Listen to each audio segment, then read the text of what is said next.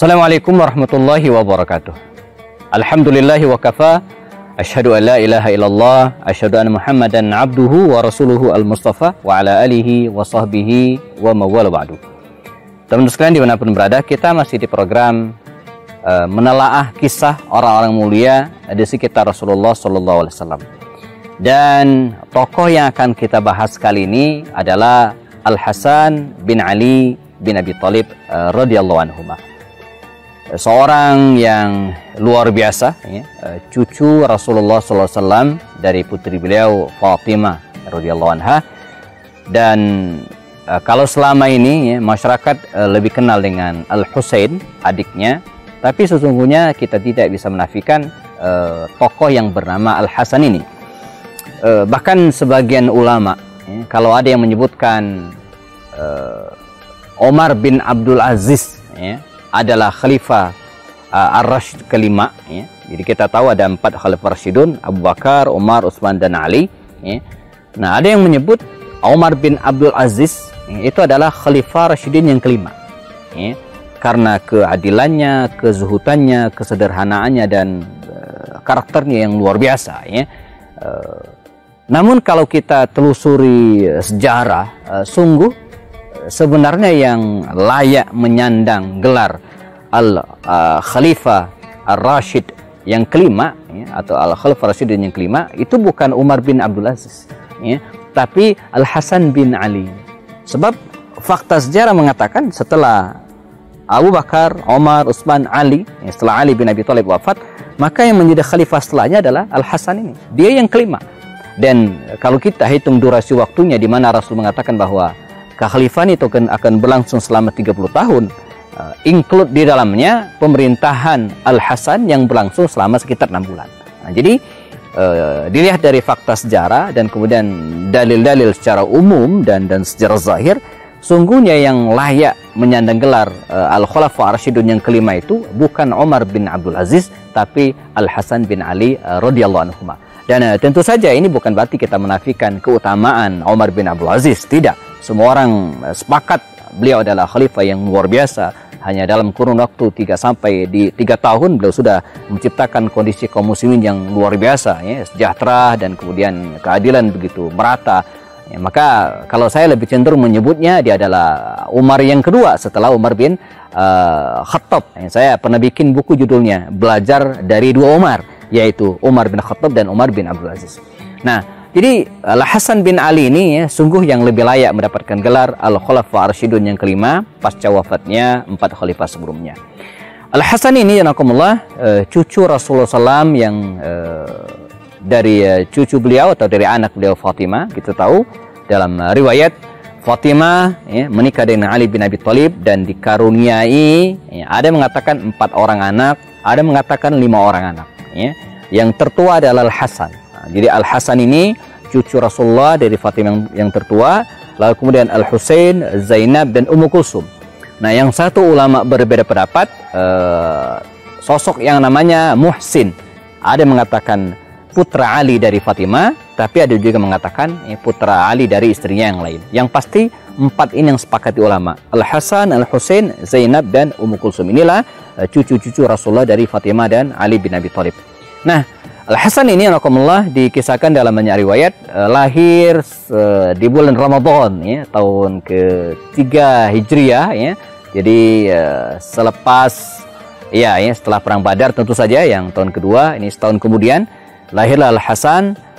Kalau kita hitung, kalaulah baginda Rasul wafat tahun ke-11, berarti 11 kurang 3, ketika Nabi meninggal usianya sudah masuk 8 tahun, ya. Sudah sangat layak meriwayatkan hadis, ya. Sudah pantas disebut sebagai seorang sahabi, ya, karena kriteria sahabat Nabi adalah orang yang laqiya Rasulullah, dia ketemu Rasulullah, ya, dan aslama, dia masuk Islam, dan tufiya alal Islam, meninggal dalam keadaan muslim. Jadi Hasan ini merupakan cucu Rasulullah, ya, seorang yang sangat disayangi oleh Rasulullah SAW, ya. Bahkan dalam banyak riwayat beliau mengatakan bahwa saya menyayangi Al-Husain, ya, menyayangi Hasan, ya, fa ahibbah, maka sayanglah dia, ya. Dalam banyak riwayat Rasulullah selalu menggendong Al-Hasan ini, sehingga secara fisik gitu kan, secara karakter Al-Hasan ini betul-betul mewarisi Rasulullah SAW. Ya, bahkan dia disebut salah seorang yang disebut sebagai asbahun nas, orang yang paling mirip dengan Rasulullah SAW, ya, baik tingginya, postur badannya, rambutnya, cara bicaranya gitu ya. Jadi cara bicara Al-Husain ini begitu mirip dengan baginda Rasulullah SAW. Dibanding dengan adiknya Husain, ya, Hasan ini lebih lembut, lebih halus gitu ya, dan lebih kelihatan sabar gitu ya dibanding dengan adiknya Al-Husain.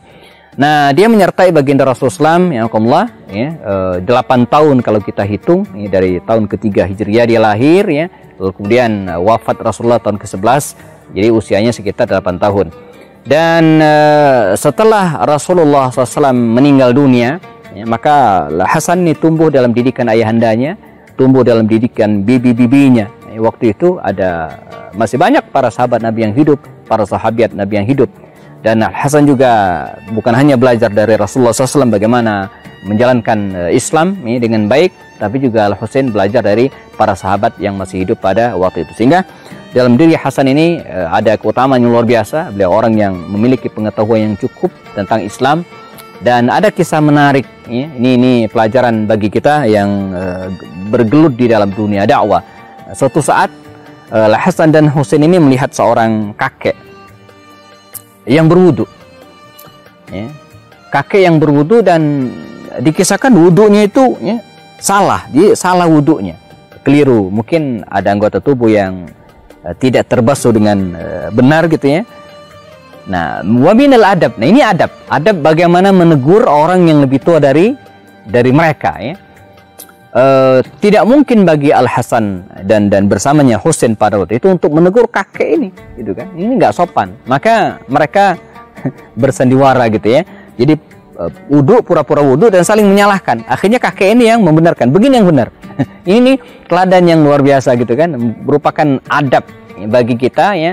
Bagaimana kalau menegur orang yang lebih tua, itu harus ada caranya, tidak sembarangan, ya. Bagaimana mengkritik, ya, tidak di depan publik, tapi dengan cara yang bijak. Nah, ini teladan dari Al-Hasan bin Ali radhiyallahu anhu, ya. Dan dalam banyak hadis juga baginda Rasul SAW menyebutkan, bahkan sempat muncul pertanyaan, ya, sebenarnya lebih mulia mana sih, ya? Lebih mulia Hasan atau lebih mulia Husain, ya? Nah, manakah yang lebih mulia, Al-Hasan atau Al-Husain?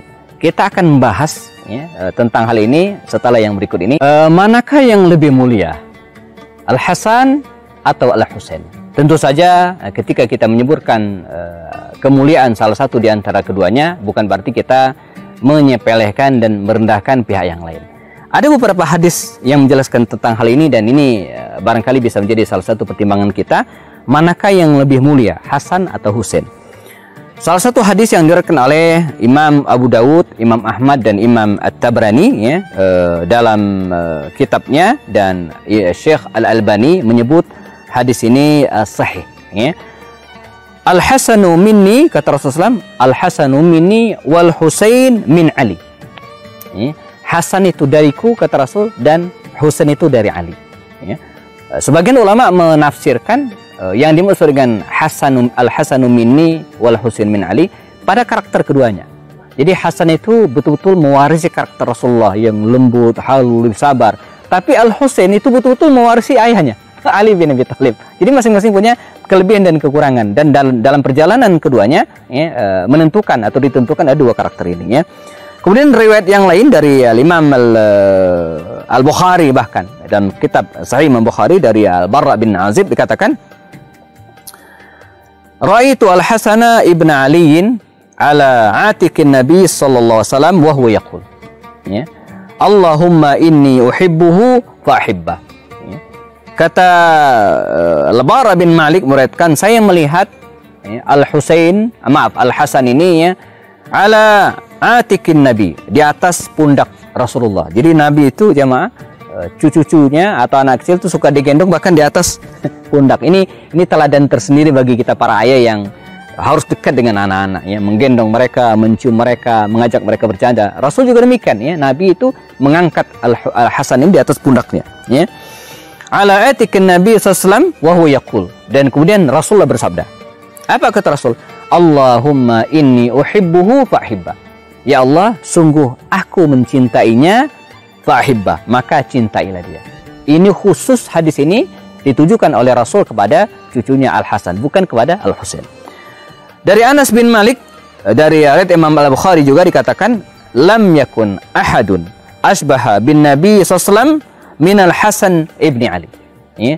Jadi tidak ada orang yang lebih mirip dengan Rasulullah SAW selain Al-Hasan bin Ali. Nah, ini juga bagian dari keutamaan seorang Al-Hasan. Ya. Dalam riwayat lain dikatakan, dan ini jelas sekali, dan ini hadis ini khusus bagi Hasan dan tidak bagi Husain. Ya. Ibni hadza sayyidun. Ya, cucuku ini kata Rasul adalah sayyid. Ya, dia Rasulullah menunjuk Al-Husain, Hasan, mengatakan kepada Hasan, ibni hadza sayyid. Ya, anakku ini atau cucu maksudnya adalah sayyid, adalah pemuka. Wala'allallah, semoga Allah Subhanahu wa taala an yusliha bihi baina fi'ataini minal muslimin, dan semoga Allah akan yuslih gitu kan, akan menyatukan kaum muslimin, bainal muslimin, di antara muslimin yang sedang bertikai. Dan nanti sejarah membuktikan bagaimana Al-Hasan ini ya menjadi semacam ya orang yang melerai dan kemudian menghentikan pertikaian di antara kaum muslimin. Ketika Ali bin Abi Thalib meninggal dunia, lalu kemudian Al-Hasan bin Ali ditunjuk oleh ayahnya ini menjadi khalifah. Dia pun menjabat khalifah selama sekitar 6 bulan lamanya. Maka dengan kelegowahannya, dengan kesadarannya, dan memilih yang terbaik bagi umat dan bukan untuk dirinya, Al-Hasan bin Ali mundur dari jabatannya dan menyerahkan kekhalifahan kepada Muawiyah bin Abu Sufyan. Nah, karena itulah kemudian karena penyerahan kekuasaan ini, kemudian kaum muslimin yang tadinya sempat ada dua kelompok bertikai, pihak Ali bin Abi Thalib dan pihak Muawiyah bin Abu Sufyan, seketika mereka menyatu sehingga tahun ini disebut dengan Amul Jamaah, tahun persatuan. Nah, siapa yang memprakarsa ini adalah Al-Hasan bin Ali radhiyallahu anhu, seorang Hasan bin Ali radhiyallahu anhu. Nah, terkait dengan hikmah di balik mundurnya Al-Hasan ini, Syekh Ibnu Hajar Al-Asqalani memberikan beberapa poin analisa sebagai pelengkap kajian kita pada hari ini ya. Yang pertama ya, mundurnya Al-Hasan dari kekhalifahan dan menyerahkan kekuasaan kepada Muawiyah bin Abi Sufyan. Pertama, kata Imam Ibnu Hajar Al-Asqalani, fi hadhihi al-qissah min al-fawaid, ada beberapa faedah, hikmah. Pertama, ilmun min alamin nubuwah, ya, bagian dari nubuwat Rasul. Jadi Nabi mengatakan bahwa cucunya Al-Hasan ini akan mendamaikan dua kelompok kaum muslimin yang bertikai, dan betul. Nah, jadi mundurnya Al-Hasan ini bagian dari bukti kebenaran nubuwat Rasul, ya, prediksi Rasulullah SAW. Yang kedua, manqibatul Hasan bin Ali fa innahu tarakal mulk, ya, la liqillatin wala lizillatin wala illah, bal raghbatuhu fi ma indallah. Ini merupakan kedudukan atau mulianya kedudukan Hasan, di mana ketika dia mundur ya, dan meninggalkan kekuasaan, tarakal mulk, dia meninggalkan kekuasaan ya, la liqillatin, bukan karena kurangnya dukungan, pendukungnya banyak waktu itu, cucu Rasulullah ya, wala lizillah, bukan juga karena kehinaan ya, bukan karena alasan yang lainnya, tetapi semata bal raghbatuhu fi ma indallah, tetapi semata karena kecintaannya kepada Allah dan dia ingin mempersatukan kaum muslimin. Jadi mundurnya Al-Hasan bin Ali ya, dari kekuasaan, menyerahkan kekuasaan kepada Muawiyah, ini bagian dari sikap seorang yang luar biasa ya, Hasan, yang tidak mengutamakan jabatan ya, tapi mengutamakan kaum muslimin ya. Dan fihi fadilatul islah bainan nas wala siyama fi haq dima'il muslimin. Dan mundurnya Al-Husain ini juga merupakan keutamaan tentang pentingnya islah ya, pentingnya perdamaian antara manusia, kaum muslimin khususnya ya, wala siyama fi haq dima'il muslimin ya. Nah, khususnya untuk menjaga tertumpahnya darah kaum muslimin. Jadi Al-Hasan ya, bersedia mundur dan kemudian melepaskan semua jabatan tersebutnya semata untuk menjaga dima al-muslimin, agar darah kaum muslimin ya tidak tidak tertumpahkan. Kemudian hikmah yang berikutnya, dilalatu ala ra'fat Muawiyah birra'iyah wa syafaqatu 'alal muslimin wa quwwatu nadhrihi fi tadbiril mulk wa nadhrihi fi al-awaqib, ya. Menunjukkan tentang ra'fat Muawiyah bir ra'iyah. Jadi kemampuan kelembutan seorang Muawiyah terhadap masyarakatnya, ya. Wa syafaqatuhu 'alal muslimin, dan terhadap kaum muslimin, wa quwwat nazarihi fi tadbiril muluk, dan kemampuannya dalam melaksanakan pemerintahan, gitu kan. Wa nazaruhu fil awaqib, dan pandangannya untuk masa-masa yang berikutnya. Jadi Hasan tahu tentang kondisi seperti ini, maka dengan sekelegowohannya, gitu kan, dengan cukup dia meninggalkan kekuasaan, menyerahkan hal itu kepada Muawiyah bin Abu Sufyan. Dan terbukti seperti disebutkan tadi, ya, begitu kekuasaan diserahkan kepada Muawiyah, maka dengan kemampuannya, ya, Muawiyah bin Abu Sufyan bisa mengendalikan kekuasaan dan mendamaikan kaum muslimin dalam simpul, ya, satu payung kekhalifahan Islam, ya. Hasan bin Ali, ya, radhiyallahu anhuma, ya, ini sangat kita sayangkan, gitu ya, kalau kita bandingkan dengan Al-Husain. Dan ini memajukan pertanyaannya, mengapa orang-orang Syiah, ya, lebih memuliakan Husain daripada Hasan. Ya, ini juga bagian dari pertanyaan, ya, kita, ya, mengapa orang-orang Syiah itu lebih memuliakan Al-Husain. Nah, barangkali tentang tema yang berhubungan dengan Al-Husain yang kita akan bahas pada pertemuan-pertemuan berikutnya, insyaallah. Adapun tentang Hasan ini, beliau meninggal dunia pada usia yang terbilang muda, ya. Ada yang menyebutkan beliau wafat di tahun ke-50 Hijriah pada usia sekitar 47 tahunan. Ada yang mengatakan, ya, dia meninggal karena diracun, ya. Tapi dalam pemahaman Ahlus Sunnah wal Jamaah, ya, tidak demikian, ya. Dia meninggal normal seperti biasa, ya, dan walaupun dalam usia yang muda. Ya, mayoritas ulama Ahlus Sunnah mengingkari bahwa Hasan wafat karena diracun, ya, apalagi sampai menuduh Muawiyah bin Abu Sufyan sebagai dalangnya. Ini jauh panggang dari api, tidak mungkin, ya, karena toh Muawiyah tahu, ya, untuk apa meracuni Hasan. Toh Hasan sudah sangat legowo menyerahkan kekuasaan kepada kaum muslimin, ya, atau kepada Muawiyah bin Abu Sufyan. Dia meninggal dan kemudian dimakamkan di Baqi al-Gharqad, ya, di samping ibundanya Fatimah binti Rasulullah. Jadi sehingga hari ini kalau kita ke Madinah, kita bisa mengunjungi makam Al-Hasan ini yang berada di Baqi al-Gharqad di Madinah Al-Munawwarah bersama dengan ribuan para sahabat Nabi yang lainnya. Semoga kita bisa, ya, meneladani sosok Al-Hasan ini dalam banyak hal tentang bagaimana menyikapi kekuasaan, lebih mendahulukan kepentingan rakyat daripada kepentingan pribadi. Hadanallah wa iyyakum jama'in. Kita ketemu lagi dalam video-video berikutnya. Assalamualaikum warahmatullahi wabarakatuh.